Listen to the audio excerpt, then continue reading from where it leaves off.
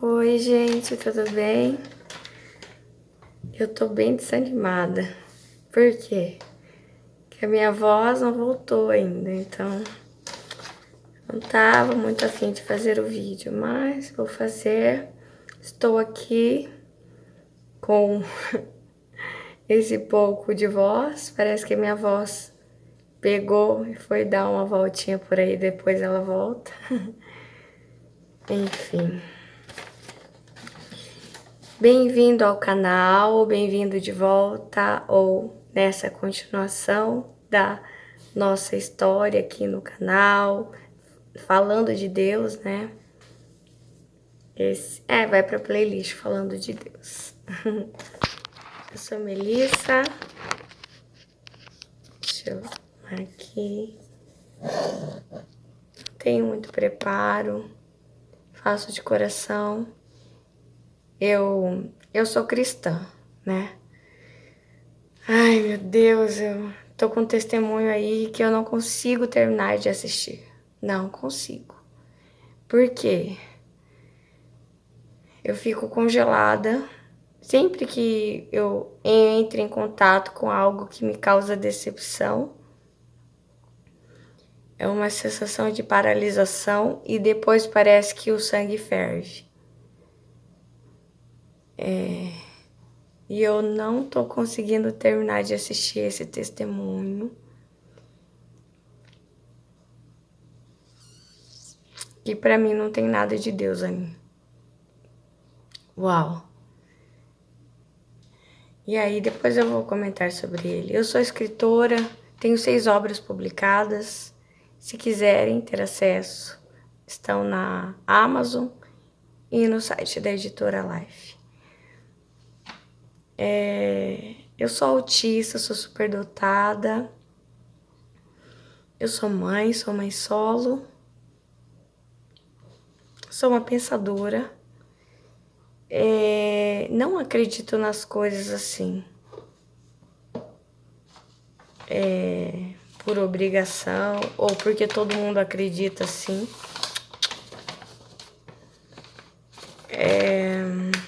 Hoje eu vou fazer o salmo do dia, tá?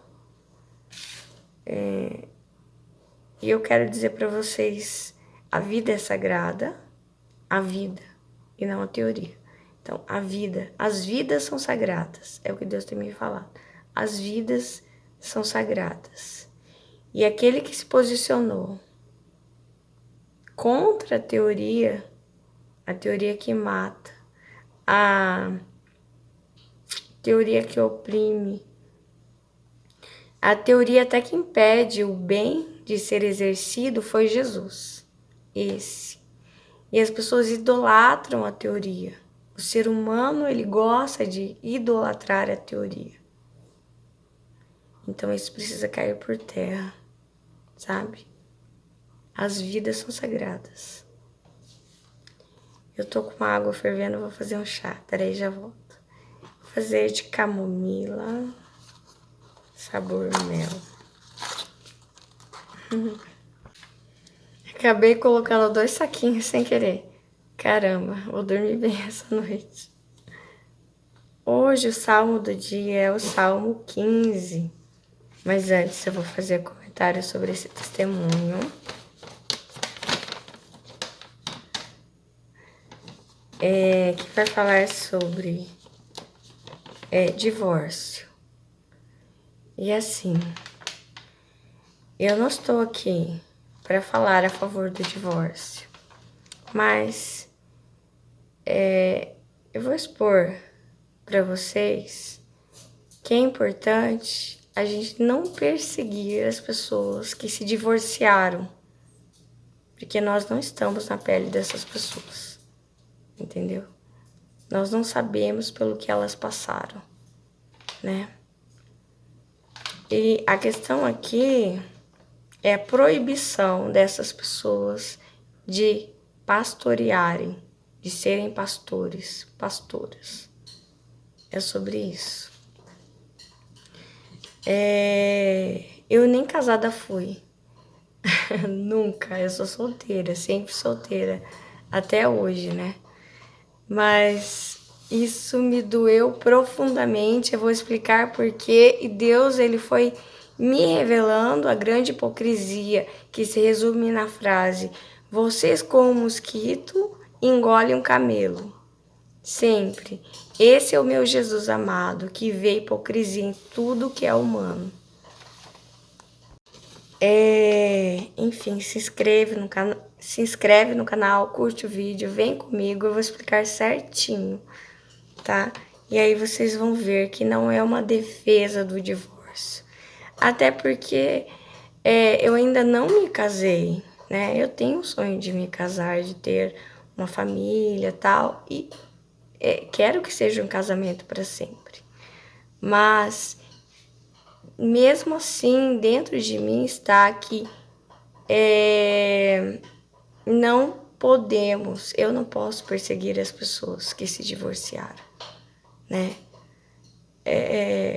Preciso entender que existem situações que podem ter levado isso a acontecer e que as pessoas podem sim exercer um chamado mesmo assim, que tenham tido um divórcio.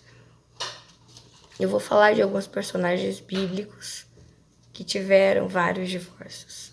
Depois vocês verão. Aqui eu notei algumas coisas desse testemunho.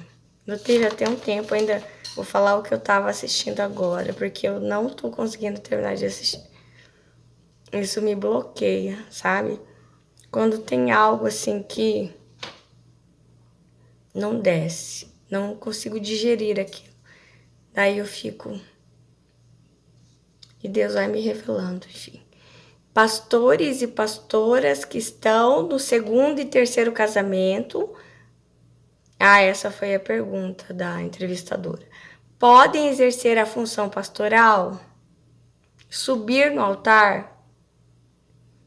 Então, pessoas que já tiveram 2, 3 casamentos, podem subir ali no altar, pregar. Bom, o que se entendeu ali é que não, né?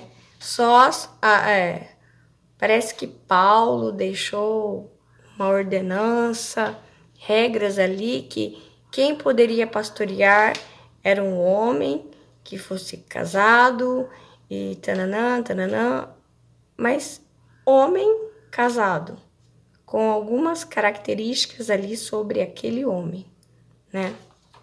Então, por isso que muitas igrejas não aceitam pastoras, porque Paulo deixa, e eu nem vou trazer aqui sobre isso, porque eu vejo a Bíblia de uma forma diferente.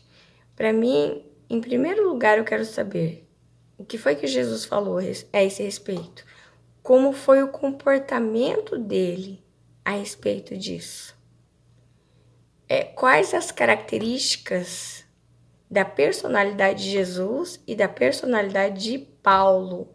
Então, eu começo a ponderar qual a diferença da personalidade, do comportamento de Jesus e dos outros discípulos.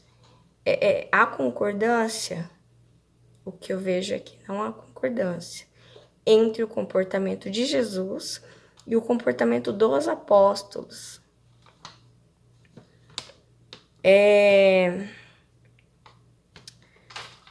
Primeiro, a gente tem aquela mulher, eu falava mulher do poço, é a mulher samaritana.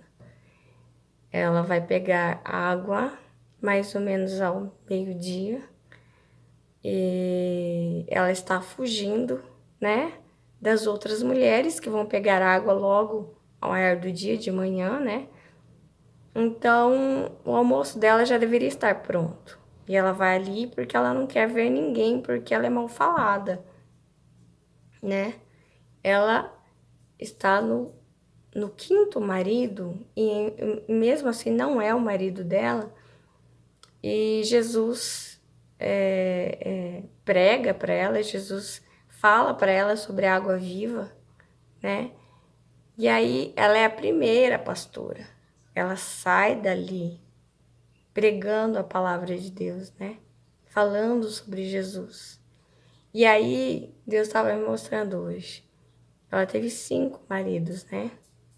Então, ela teve 4 ou 5 divórcios. E ela pastoreou. E Jesus foi lá e impediu ela? Não, em nenhum momento.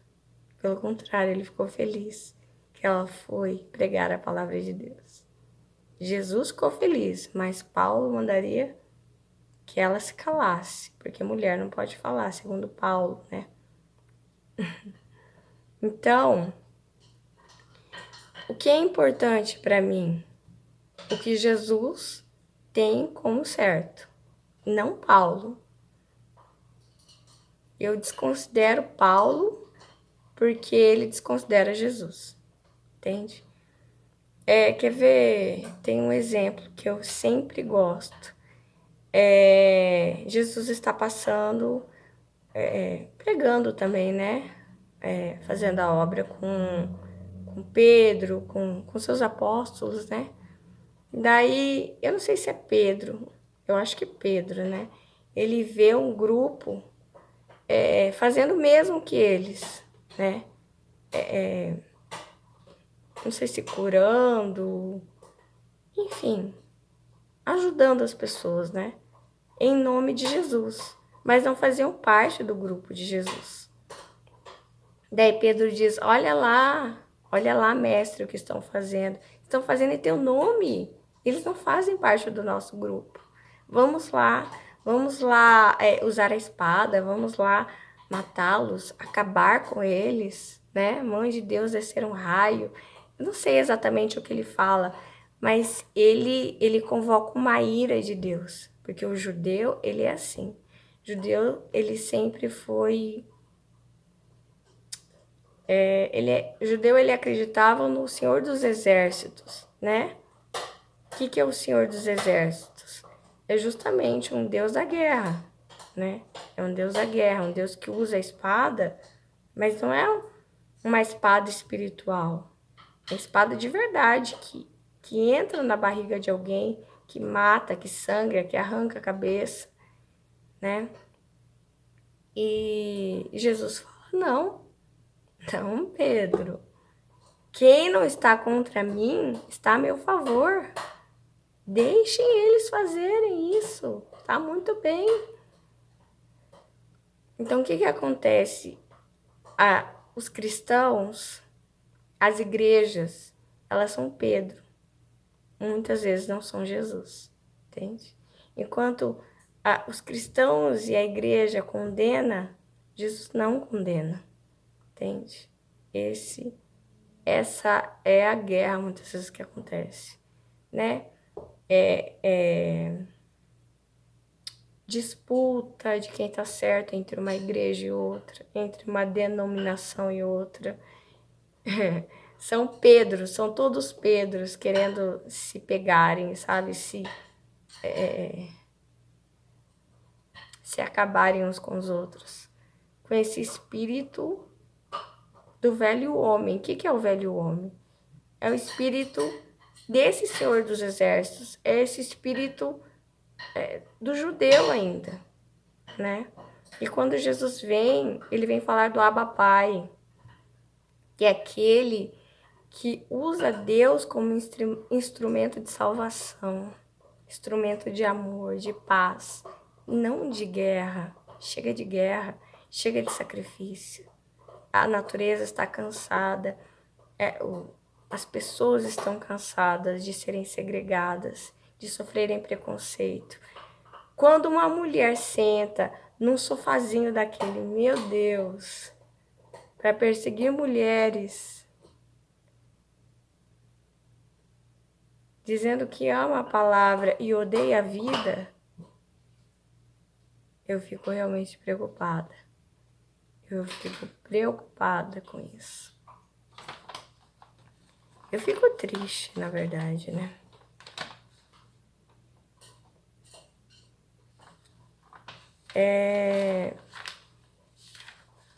Eu nunca escondo, eu sempre digo claramente aqui pra vocês. Peraí.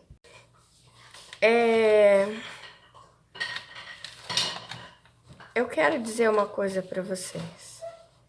Que depois sei lá, eu fiquei me sentindo meio mal. Porque eu falei pra vocês que eu tenho alguns chamados, né? Que é contra aborto, contra a prostituição.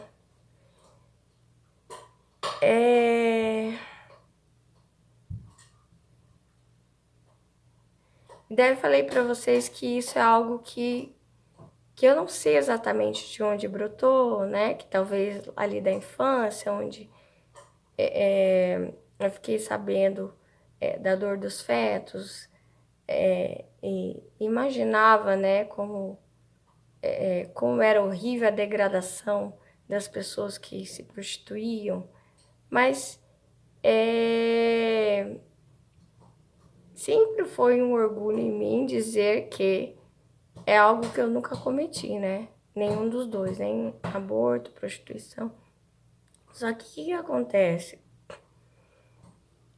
Existiram vários momentos, isso recentemente, de uns anos pra cá, quando eu comecei a abordar isso nos meus livros, que Deus começou a dizer assim,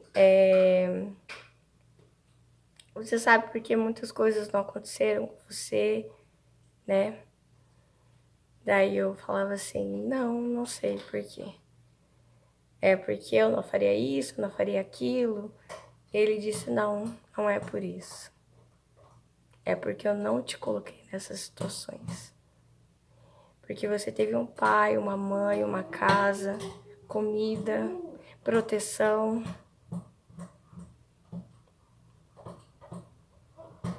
Daí ele foi falando. Porque se eu tivesse te colocado numa situação de fragilidade, de exposição, de total pobreza, de morar na rua, não sei o que. Se eu tivesse te colocado naquelas situações, você teria passado por essas coisas, das quais você orgulha nunca ter feito. Então nunca julgue. Nunca julgue uma pessoa que fez um aborto, que se prostituiu, porque isso não aconteceu com você, porque eu não te coloquei nessas situações. Então você tá aqui, lembre-se, não para julgar as pessoas, mas para ajudá-las, para amá-las.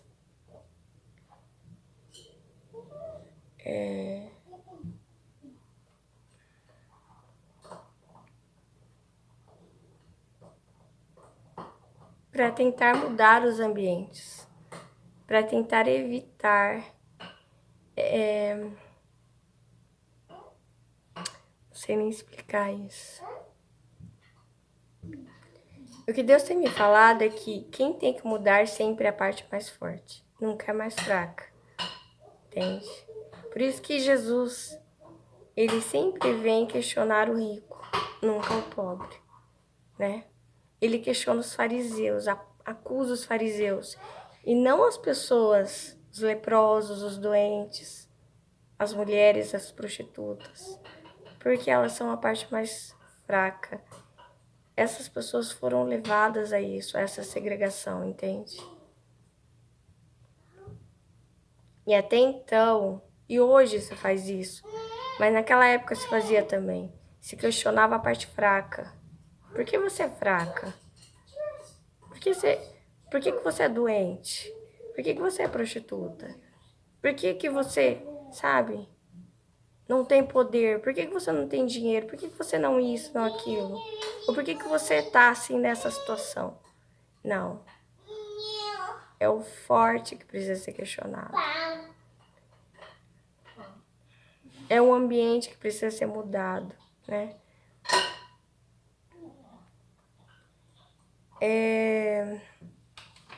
É bem complexo isso, eu não sei nem explicar direito. Mas Deus já me falou várias vezes, né? Que às vezes a gente tem orgulho de algo que a gente nunca fez, de uma pureza que a gente tem, mas é porque a gente não foi exposto àquelas situações, entendeu? Porque se a gente tivesse naquelas situações, a nossa história seria outra. Nós não teríamos tanto orgulho assim dessa pureza, porque não teríamos passado incólumes de quem? Dos tubarões, dos lobos, entende?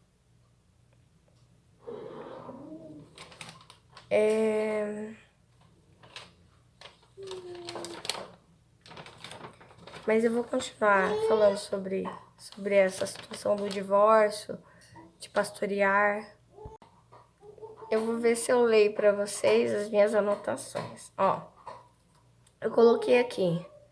Volta-se ao mesmo... Peraí. Volta-se ao mesmo problema. Burocracia para chegar até Deus.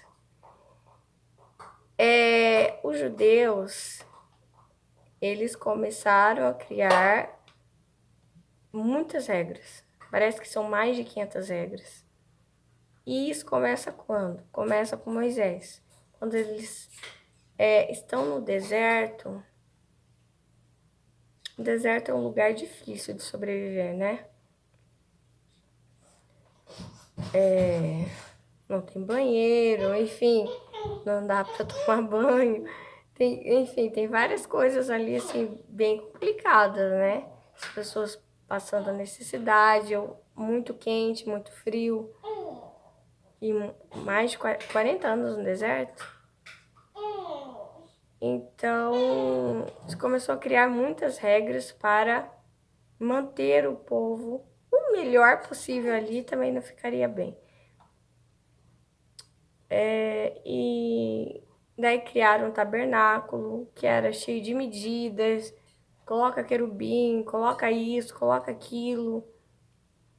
Fizeram aquele, parece um carrinho de mão aquilo, para mim é um carrinho de mão, a Arca da Aliança.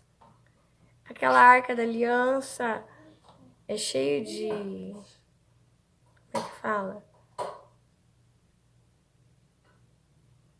De exigências, né? Também coloca querubim, coloca isso, coloca aquilo.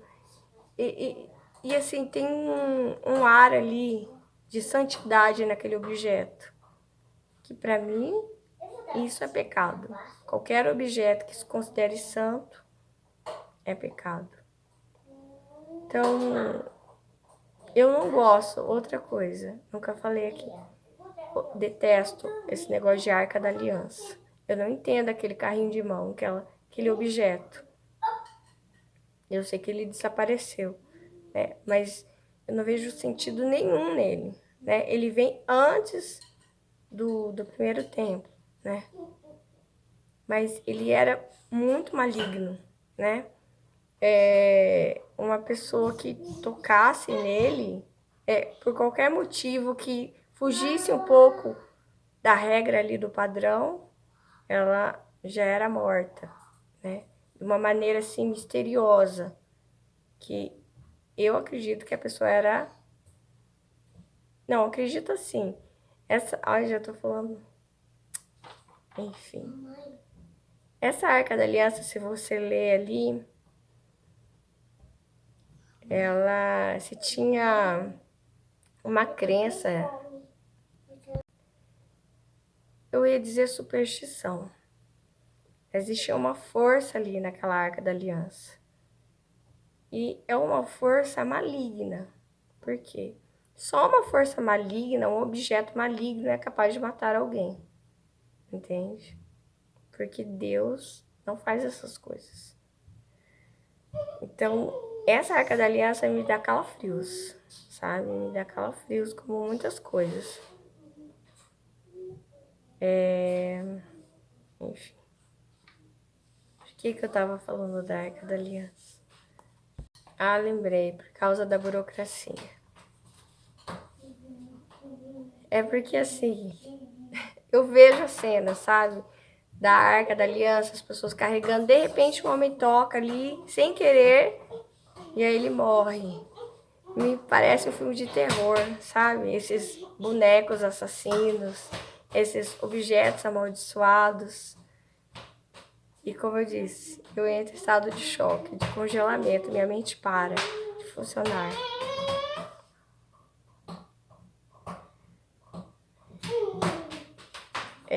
Objetos amaldiçoados, né? Objetos amaldiçoados levam à morte, né? Tudo que é de Deus traz vida, traz perdão, traz redenção. Então, eles começaram a criar várias burocracias, daí fizeram o templo. Aí, o templo também, a burocracia era enorme. Aliás, o ser humano ama burocracia, isso é do ser humano. Não tem nada a ver com os animais. Os animais, eles seguem o fluxo natural, que é o fluxo da necessidade, né? É da falta do fluxo da necessidade que começa a existir pobreza. Então, é a doença da humanidade, que não existe no reino animal pobreza, né? O ser humano, ele vai pelo fluxo da artificialidade, né? Ele está em busca do que ele não precisa. E vai ficando cada vez mais doente, mais vazio, mais triste, mais ansioso, mais depressivo, deprimido. E vai ficar pior, né? Daí, quando Jesus vem, ele vai pra rua. Ele não quer saber de templo, de burocracia. Ele quer encontrar com as vidas. Ele enfrenta. Ele enfrenta tudo que foi criado até então. Templo, as regras que o próprio Deus criou, ele vai e enfrenta contra. Mas não era o Abba Pai, era o Senhor dos Exércitos. Entende? Ele quer encontrar as vidas. Ele quer salvar essas vidas. Então, assim, toda a palavra que sai da boca do meu Pai, ele diz, que sai da boca do meu Pai. E para que serve essa palavra que sai da boca do Pai dele? Para salvar, para redenção das pessoas. Não é para condenar, não é para apedrejar, não é para matar, não é para perseguir. Entende? Por isso que quando a mulher já teve cinco divórcios na vida dela, ela sai para pregar, para pastorear, ele não a impede. Não impeçam as crianças de vir a mim, não impeçam as outras pessoas que estão falando em meu nome, de fazer a obra de Deus. Não impeçam as mulheres de darem presentes, como ele recebeu aquele óleo, né, que já o preparava para a morte. E acho que Judas que criticou, falou que desperdício, né? Você vê que os apóstolos, eles sempre eram mais rígidos que o próprio Jesus. E muitas vezes nós somos como os apóstolos e não como Jesus. Entende? Nós temos que saber o que Jesus faria, não o que Paulo, Pedro faria. Porque eles estão errados. Quem está certo é Jesus. Eu sigo Jesus, não sigo Paulo, não sigo Pedro. Só sigo Paulo e Pedro naquilo que está em concordância com o meu Jesus.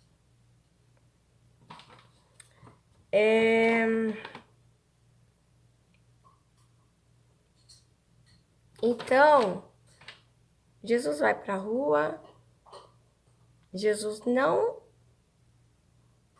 ele não cumpre a lei do sábado, não cumpre a lei do apedrejamento, né? Porque a pastora disse que ela ama ler a Bíblia, cuidar de mulheres, e que contra a palavra de Deus não há argumento. Só que a lei do sábado é palavra de Deus. E Jesus argumentou contra ela. Jesus argumentou contra a palavra de Deus. A lei de Moisés, do apedrejamento, é a palavra de Deus. E Jesus argumentou contra a palavra de Deus. Ele argumentou contra a palavra de Deus. Não é a Melissa. É Jesus que argumentou. Então, assim, em vários momentos ele argumenta contra a própria palavra de Deus. Ele, Jesus. E se eu aprendi isso foi com ele. Observando o comportamento dele. Não o que as pessoas pregam para mim. Porque o comportamento dele é uma coisa, a interpretação é outra. Entende? Como ele diz, como que eu posso ser descendente de Davi se Davi chama o Messias de Senhor? Como que eu posso? Né? Ele questiona o fato do Messias ser filho, descendente de Davi. Como que eu posso ser? Sabe, ele fica perguntando. Ele não falava claramente, ele precisava de tempo. Ele não queria morrer antes. Ele precisava de tempo, ele teve só 3 anos para passar a mensagem dele. E daí, por último, eu nunca escondo o quanto eu me desgosto de Davi e Salomão. E tem o pai e o filho é pior, né? Porque o filho aprende com o pai. Então, se você quer ser pai, se torne melhor agora, para o seu filho não ser pior que você.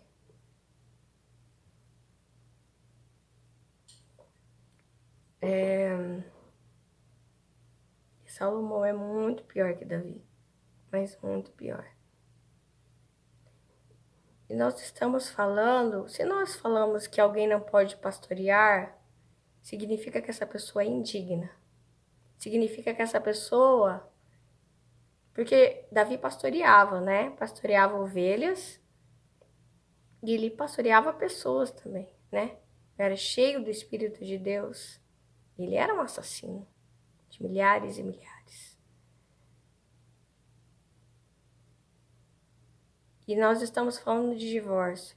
Então, o que é uma pessoa que pode pastorear? Uma pessoa que está cheia do Espírito de Deus. Então, uma pessoa, desculpa, que se divorcia é como se aos olhos das pessoas, dos cristãos, da igreja, essa pessoa não é mais perfeita. Mas espera aí, ninguém é perfeito.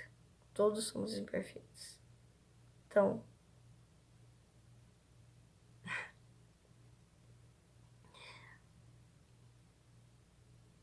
Davi, ele era assassino. E quanto ao divórcio, o que Deus me disse? Deus me disse, quantas mulheres teve Davi? Eu falei, eu não sei. Mas eu acho que mais de 5, não sei. Eu imagino, né? Eu sei que Salomão teve mais de 1.000. Então, vamos começar por aí. Daí, Deus me disse assim, né? Porque tá escrito na palavra, até se você se deitar com uma prostituta, você, no reino espiritual, como se você tivesse casado com essa pessoa, né? Daí, no momento que você se deita com outra mulher, é como se você tivesse se divorciado daquela outra, do passado. Do passado, eu digo a última. E se casado com essa que você se deitou agora. Entendeu? Assim uma mulher também, né?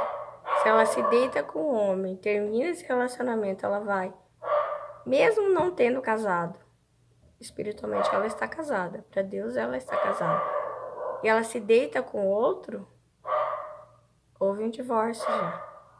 Mesmo não tendo papel passado, houve um divórcio. Então, assim, eu fiquei imaginando agora, que foi o que Deus me revelou, na casa de Davi, se houvesse ali 5 mulheres, ele estava praticando o divórcio.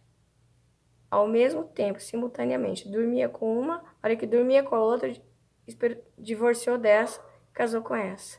Daí dormia com a terceira, se divorciou da segunda e casou com a quarta. Se divorciou da quarta, casou com a quinta. Daí quando dorme com a primeira de novo, divorcia. Então, assim, divórcios simultâneos. E Salomão, que teve mais de 1.000 mulheres, ele teve mais de 1.000 divórcios. E o que as pessoas dizem de Salomão? O homem mais sábio do mundo. O homem que mais se divorciou do mundo. O mais destituído do Espírito de Deus. Como ele pode ser o mais sábio? Impossível. Ele era totalmente da carne. Onde havia Espírito de Deus nele? Ele só pensava em ouro, em pedras preciosas, em mulheres. Não havia espaço para o espiritual na vida dele. E nós condenamos uma pessoa que teve 1 divórcio, 2. Salomão teve mais de 1000 divórcios. Então nós temos que parar para pensar e parar de idolatrar Salomão, Davi, os patriarcas, né? Porque eles também se divorciaram. Para Deus, isso é divórcio.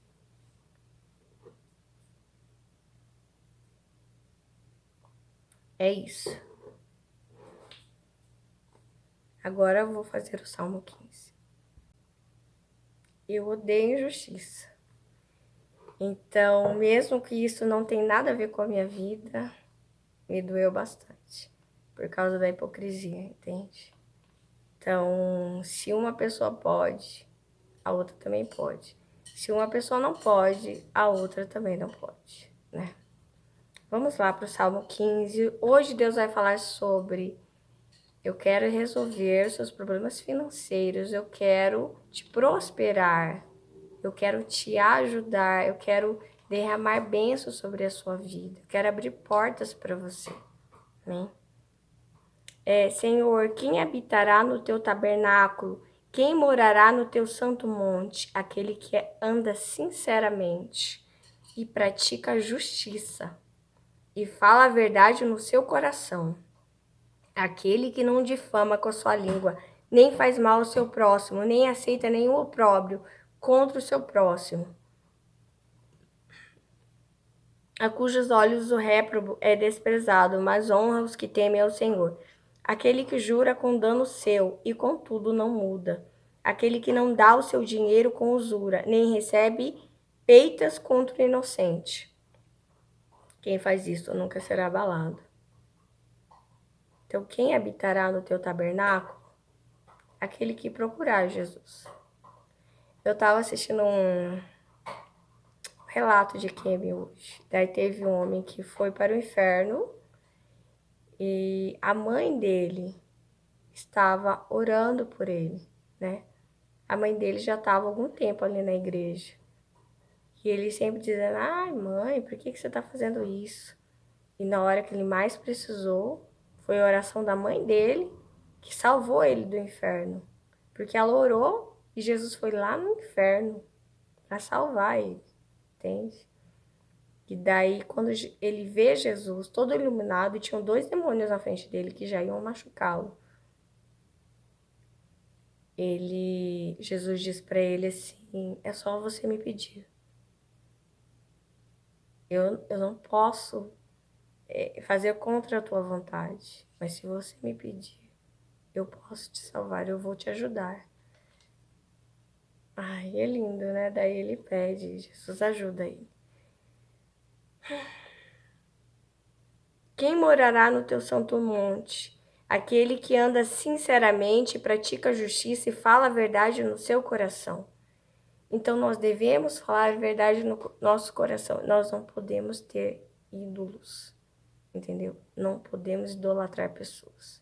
Colocaram umas pessoas lá em cima que fizeram e outras pessoas que fizeram coisas menores, ruins, mas menores. Nós condenamos. E aquele que fez coisas muito piores, nós colocamos lá em cima, só porque essa pessoa já tem nome, já tem fama, já, como Salomão, Davi, entendeu? Aquele que não difama com a sua língua, nem faz mal ao seu próximo, nem aceita nenhum opróbrio contra o seu próximo. Não faça mal ao seu próximo, mesmo que isso te dê vantagem. abra mão da vantagem contra o seu próximo. A cujos olhos o réprobo é desprezado, mas honra os que temem ao Senhor. Aquele que jura com dano seu, contudo não muda.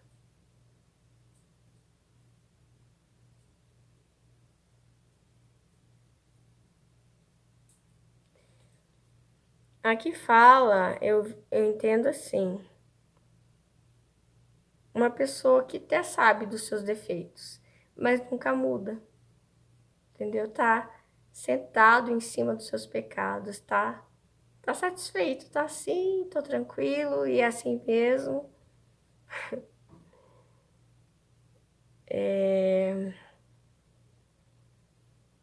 Eu não sei até quando vai essa situação, mas não sei o que dizer.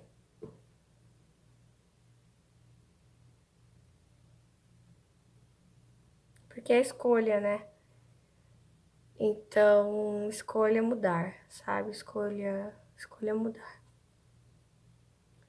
Aquele que não dá o seu dinheiro com usura, nem recebe peitas contra o inocente. Não cobre juros, né? Dos mais fracos, enfim. Não crie vantagens para si. Quem faz isto nunca será abalado.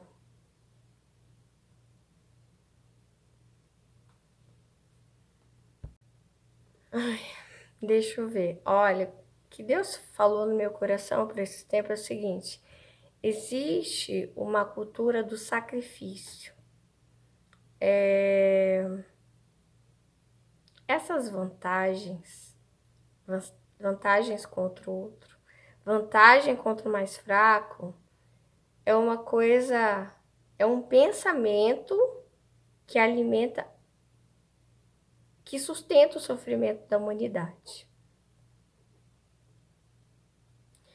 Por exemplo, tá me vindo assim, quando Portugal chega, e ele olha para os índios, ele olha para os índios são inocentes. E o que ele pensa?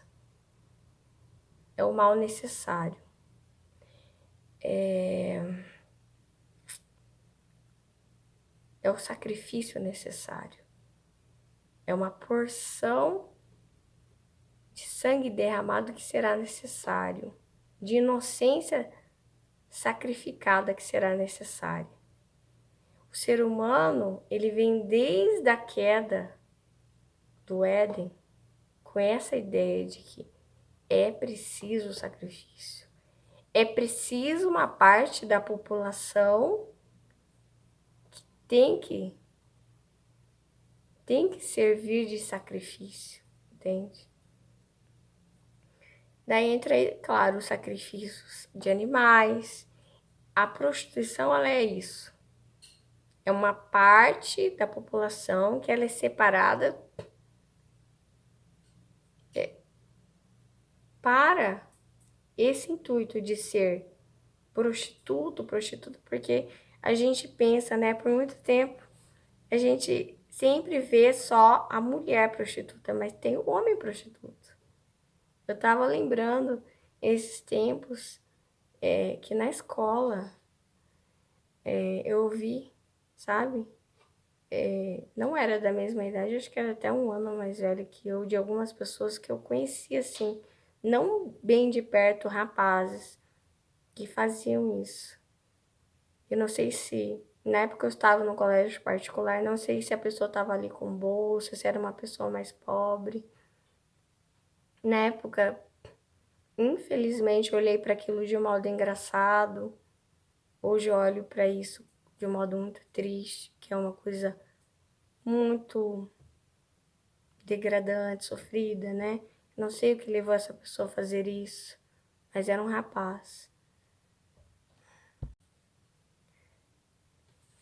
Então, quer ver? Eu fiz alguns vídeo arte aí para vocês falando sobre a prostituição, casa de prostituição, falando sobre o lobo. E é tudo sobre esse pensamento primário, porque Deus me falou, você precisa voltar ao zero, ao ponto zero. Porque existe um pensamento que norteia todos os maus da sociedade. E um deles é a cultura do sacrifício. O que é a pobreza? É a cultura do sacrifício. Tem uma parte da população que precisa ser sacrificada para que as outras sejam felizes, para que as outras tenham qualidade de vida. Então, a pobreza ela é necessária. E eu não estou dizendo que é necessária. Esse pensamento básico acredita que a pobreza ela é necessária. E a prostituição ela é necessária. Foi o que me pregaram quando era criança. Isso é necessário. É a cultura do sacrifício. Uma parte da população será sacrificada para que as famílias continuem bonitinhas, né? É como nessas novelas sempre lembro que assisto. As famílias muito elegantes, o marido vai com a mulher ao teatro, né? Ela usa aquela binóculo e tal. E aí tem um dia ali da semana que ele vai ali na casa de prostituição. E aquela família se mantém toda elegante, bonita, perfeita, só porque ele vai naquela casa, sabe? Quando ele tá entediado, ele vai lá. E as famílias se mantêm com ar de perfeição, de santidade. E quem que mantém isso? Aquela parte, aquelas mulheres, aquela parte sacrificada, entendeu? Quem que mantinha os desejos dos judeus, os milagres, o perdão sobre os pecados? Os animais sacrificados. Eles estavam mantendo toda aquela santidade. Então é a mesma coisa, é a cultura do sacrifício, que existe uma parte que precisa ser sacrificada, entende? Os haréns. O que são os haréns? Cultura do sacrifício, entende? O que é o harém? É o início de todo o tráfico humano. O harém é um tráfico humano. Então, Salomão, o que ele era? Era um traficante de mulheres. Só para ele, né? Isso é tráfico humano. É muita quantidade de vida. É muito sofrimento. O sofrimento gera maldição. E harém era prisão. Elas não tinham liberdade. Entende? Elas não poderiam ter sua família. Às vezes elas dormiam uma vez com aquele homem, nunca mais elas iam vê-lo. E elas não iam poder se casar, não iam poder, sabe, ter uma família como qualquer outra mulher teria. Então, é uma parte da sociedade que ela é sacrificada, como jogar carne aos lobos, jogar carne aos tubarões, entende? Só que é pegar uma pessoa e jogar. E essa cultura do sacrifício, esse pensamento é o que está norteando as leis a favor do aborto. Então, precisa sacrificar alguma coisa, entende? Esse é o homem racional, esse é o homem artificial, esse é o homem... Quando eu digo homem, não é só homem e mulher, é humanidade, né? Que agride, maduro. Então, hoje, o que é a mulher madura? É a mulher que sabe que ela vai ter que fazer o aborto legal, né? Então, ela se elucida para fazer o aborto. Ela é racional, ela é madura, né? Ela sabe que ela não vai poder sustentar aquela criança, ela tem ou ela já tem outros filhos, ou ela tem uma profissão, ela é muito ativa. É a cultura do sacrifício, eu sacrifico algo, e eu sacrifico vidas.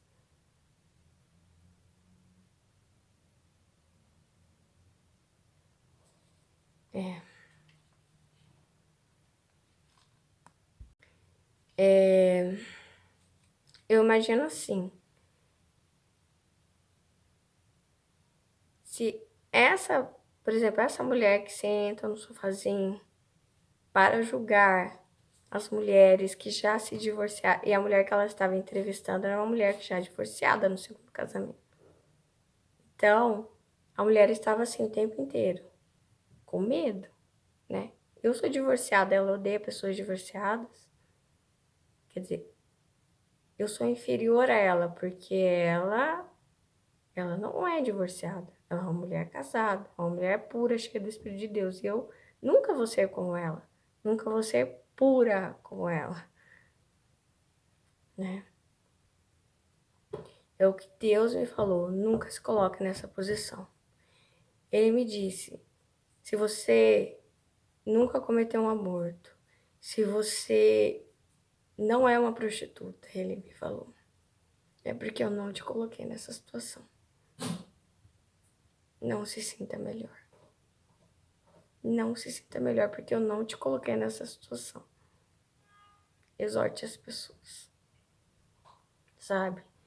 Porque um dia eu sentei numa cadeira para tomar um lanche com alguém e eu fiquei horas, a noite inteira, falando mal das mães solos.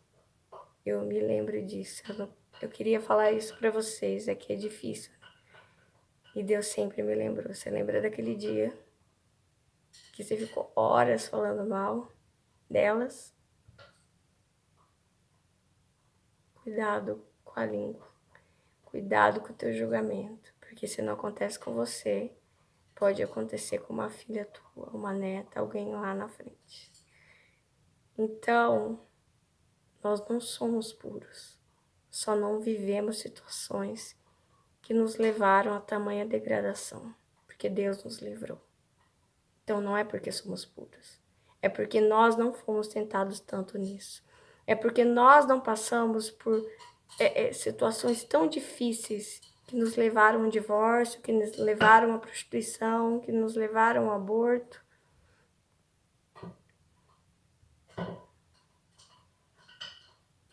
Então, eu não sou pura. Eu não sou pura. Você não é puro. Nenhum de nós somos puros. Somos todos decaídos no pecado. E a pessoa que condena uma pessoa divorciada não pode se agradar de Davi e Salomão, porque todos eles eram divorciados. Todos eles tinham mais de uma mulher. Então, o que uma pessoa que senta diante de uma pessoa que nunca se divorciou, e sabe o que eu sinto no coração dessa mulher divorciada? Puxa, eu queria tanto ser uma pastora, mas eu nunca vou ser como você. Você é a pura, né? Sabe o que eu senti no coração dessa mulher que estava ali testemunhando? Tinha hora que eu senti o que eu tô fazendo aqui. Porque ela é pura, ela que tem que estar testemunhando, não eu. Entendeu? Ela é pura, ela é perfeita. Ela nem deveria estar aqui, ela deveria estar no céu sem entrevistadora. E eu senti um desejo nela de pregar a palavra de Deus, de ser pastora, de pastorear. Mas ela sabe que ela nunca vai poder. Por causa do preconceito, sabe? Porque as pessoas vão atirar pedra nela. Que as pessoas já condenam. Ela nem é pastora, mas ela quer fazer as coisas da igreja. Mas as pessoas são muito cruéis com ela, sabe? E elas dizem que é a palavra é de Deus, mas usam a palavra de Deus para matar, para condenar, não para salvar como Jesus. E se ela estivesse diante de mim, eu ia falar, vai, abre tua igreja, pastoreia, sabe? Faça, porque Jesus não vai te condenar. Paulo e Pedro vão, mas Jesus não. Porque aquele que não está contra mim está a meu favor, assim ele disse. Então, a pessoa que condena um divorciado jamais pode admirar Davi e Salomão. Pode nem abrir a boca para falar deles. Porque são o maior mau exemplo que existe de infidelidade, né? De promiscuidade, de crueldade, de violência, de apego material.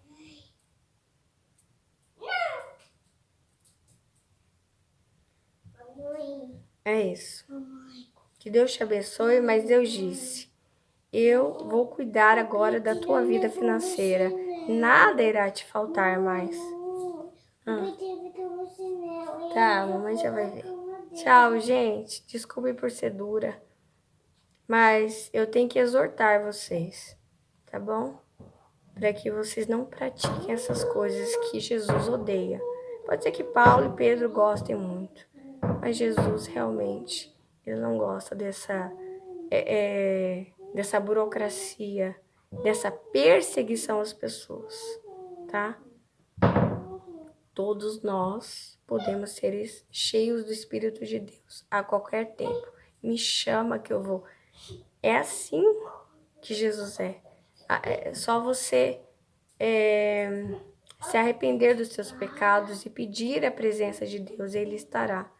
Não importa quantos divórcios você tenha tido já,